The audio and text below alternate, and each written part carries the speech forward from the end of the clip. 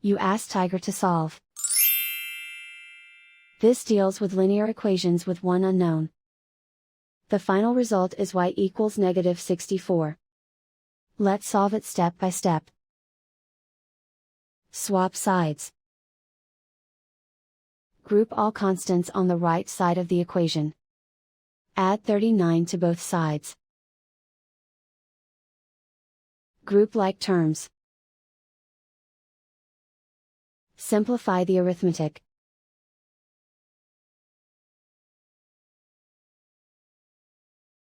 Isolate the y. Multiply both sides by inverse fraction 8/(-1). Group like terms. Multiply the coefficients.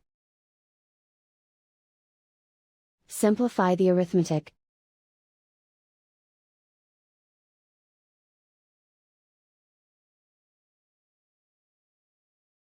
And so the final result is y equals -64.